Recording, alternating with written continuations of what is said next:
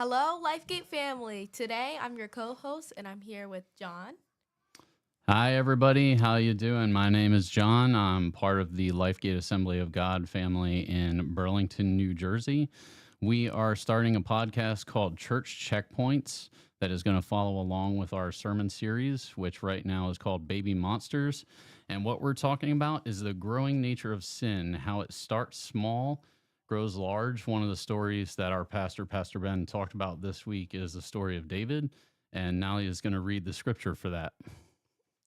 It happened in the spring of the year, at the time when kings go out for battle, that David sent Job and his servants with him and all Israel, and they destroyed the people of Ammon and Bezine Rabbah.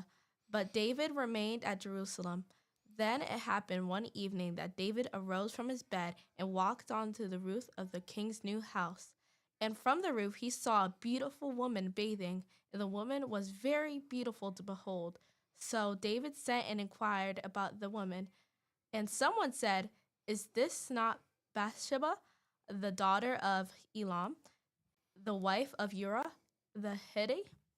Then David sent messengers and took her, and she came to him, and he lay with her, for she was cleansed from her impurity. And she returned to her house, and the woman conceived. So she sent and told David and said, "I am with child." Then David sent to Job, saying, "Send me Uriah the Hittite." And Job sent Uriah to David. So, one of the things that our pastor was talking about this week is one of the interesting things about this story is traditionally the kings in the old times would go out to battle. And one of the interesting things is that David in this story didn't go out to battle with the rest of his warriors. He stayed at home, which is really kind of an interesting thing to think about because, of course, the story of David started with him being the champion of the Israelites and slaying the giant Goliath. And it's so interesting to think about how people can change over the course of their lives and God can use people in the beginning, he can use them in the end.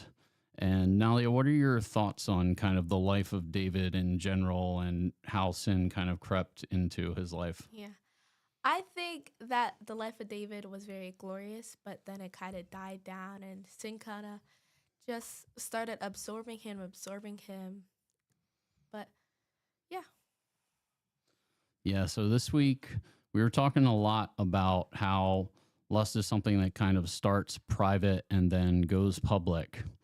And things that we kind of hold in private will all be revealed in the end. Everything becomes public in the judgment day. And so we really have to be careful about all of our actions that we're taking and how we go about living our lives. And I think for me especially, it's a lot of the time you kind of get into these habits, right? And then you sort of just automatically do things.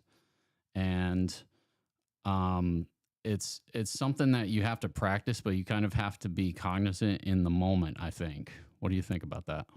yeah, I definitely agree. I think sin definitely does like the more that it gets, the more that it will take, and it'll get hungrier and hungrier and hungrier until you can't hide it anymore.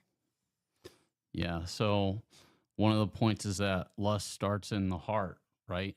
And so a lot of times before even you commit any sins physically, it's this desire that's kind of growing inside of you.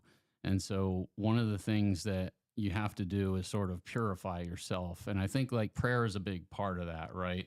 Like having that communication, having that connection with God is really important because that works on the inside and that helps you to kind of have the correct desire and the correct focus on God. And so I think like one of the things that can help is if you have a consistent prayer schedule, which I think is something that I probably have to work on a lot because usually I just pray when I feel like praying, which probably isn't enough. How about you, Nalia?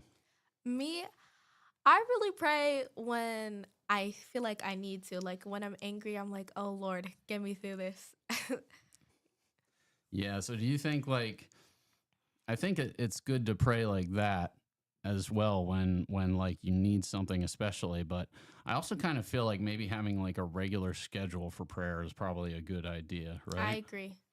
Yeah. So I think that's maybe something that people can think about is like maybe schedule it out if you know that you're going to be available at a certain point in the day and you typically don't have anything going on at that point in the day, like put it on your, your Apple calendar or your Google calendar, whatever you use, just something to remind you to get that prayer in, right? Mm-hmm. Yeah. So there's a series of points that our pastor went to, kind of like a process that you can use to avoid sin. And it's a 5 step process. The first step is to cut off access. The second step is to bring it into the light. The third step is to replace it, don't just remove it. The fourth step is to train your mind. And the fifth step is not to fight alone. So I think we can kind of go through point by point. We sort of kind of talked about cutting off access already, with it sort of being something that starts internally. And if you kind of have your internal strength built up, you can kind of help to restrict access.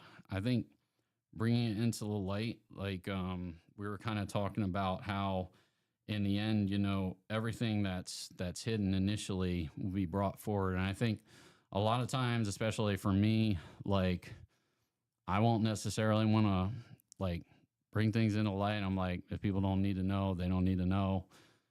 This is just me. I'm kind of gonna do things my way, right? Like it's like that my way or the highway kind of thing, where it's like I'm gonna do it however I want to do it, and if it doesn't bother anybody else, this is just sort of how I'm gonna do it. But sometimes it's better if you have like partners that you can kind of rely on to help you out with things.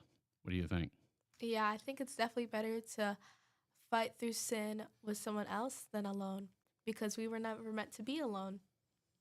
Yeah, I mean that comes back to like in the beginning in Genesis when God created man and woman, right? Mhm. And he created man and then saw that man was alone and then he created woman. And so I think like there's definitely a community aspect that helps us in our walk in our faith. So when we go to point three, which is to replace it and not just remove it, this is like a really interesting point, and it gets into kind of this concept of habits that we form and trying to break a habit. Um, I read an interesting book one time that I kind of will recommend. It's called The Power of Habit. It's by Charles Duhigg, and it goes into how like basically whenever you try to just break a habit off, it doesn't really work because you end up thinking about that habit over and over and you end up coming back to it. So what you actually have to do is kind of replace it with something else. And so you're sort of replacing a habit with another habit is kind of how you got to think about it, but with one that's better. What do you kind of think about that idea? I absolutely agree because say that you want to break a habit of maybe biting your nails or picking off a wound you might have. Instead of picking off that wound, maybe you should pick off the dust off your Bible, or maybe you can crunch some leaves outside. Yeah, so like I could think about like like maybe you're watching too much TV, right? Like you're spending all this time on your screen, you're watching TV, it gets addictive and the more you do it, the more you're going to do it. Well, maybe you should pick up a book instead and start reading more and more, and setting that schedule at the beginning is a really good idea, right? So at the beginning, you got to make it intentional. You got to say at this time in this place, this is when I'm going to do this. And then over time, the more you do it, it sort of becomes like a regular routine. And then eventually it just becomes something that you don't even have to think about. You're just going to automatically do it. And that's how you can kind of transition away from those bad habits and get into a good habit, I think. So the fourth point we had was to train your mind. And I think this might be like the hardest part because you have to kind of fundamentally change how you're going to think about things and sort of think about things in a different way. What are your kind of thoughts about training your mind now? Yeah. Me personally, since I'm in school, I train my mind a lot, whether it's with flashcards or it's with a daily reminder. Like, if I want to learn my multiples of 12, I'll use a flashcard and I'll set a reminder for, like, say 5 o'clock when I'm off of school. And I'll do that every day so I can change my mind. So I'm like, oh, what's 12 times 2? I can instantly go 24. Yeah. So having like something something visual sometimes helps, or like something audible that you can kind of play in repetition. One of the interesting things that I do is like I'll listen to the same song over and over sometimes so that I can kind of pick up on the rhythms and melodies for stuff.